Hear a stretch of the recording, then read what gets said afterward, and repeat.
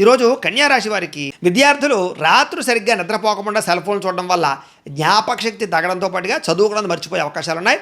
Tension పడతారు. కాబట్టి రాత్రి పెందరాళే పడుకోండి.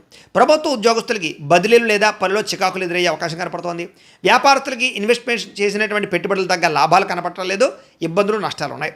స్త్రీలకి పరపురుష వ్యామోహము అలాగే కుటుంబం గౌరవం దెబ్బతినేటటువంటి పనులు చేయడం జరిగే అవకాశాలు ఉన్నాయి. కాబట్టి శారీరక కోరికలు అదుపులో పెట్టుకోవాలి. కొంతమంది వ్యక్తులు మిమ్మల్ని వాడుకుని వదిలేస్తూ ఉంటారు. కాబట్టి స్త్రీలు చాలా జాగ్రత్తగా ఉండాలి. విదేశాల్లో ఉండే వారికి స్వదేశానికి రావాలన్నా ఏదో ఒక రకమైన ఆటంకం కనపడుతోంది.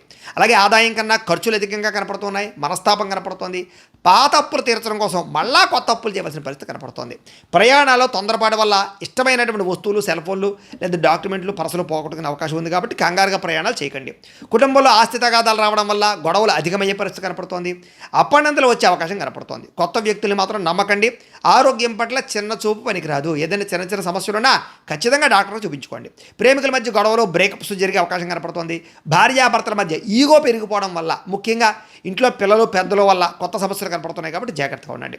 గృహానికి సంబంధించి రిపేర్లు కానీ వాహనాలు రిపేర్లు కానీ వీటి వల్ల అనుకోని ఖర్చులు పెరిగిపోయే అవకాశం కనపడుతోంది. ఈరోజు మీకోసం కన్నా ఇతరుల కోసం మీ ఫ్యామిలీ కోసం బాగా కష్టపడతారు. శివుడు అంటే మీకు ఇష్టమైతే కనుక ఆయన్ని తలుచుకుని ఒకసారి లైక్ చేయండి. ఆయన ఆశీస్సులు లభిస్తాయి. అలాగే రేపటి రాశి ఫలం కూడా మీకు రావడానికి సబ్స్క్రైబ్ చేసుకుని ఫాలో అవ్వండి. ఇక్కడ కనపడుతున్నటువంటి ఈ లింక్ మీద మీరు క్లిక్ చేసినట్లయితే ఈరోజు ఇంట్లో శివుడికి ఎలా పూజ చేసుకోవాలో వీడియో వస్తుంది. ఆ వీడియోని ఎదురుగుండా పెట్టుకుని మీ ఇంట్లో ఈరోజు శివ పూజ చేసుకోవడం వల్ల మీకు ఈరోజంతా శుభప్రదంగా ఉంటుందని తెలియజేస్తూ లైక్ చేయడం మాత్రం మర్చిపోకండి.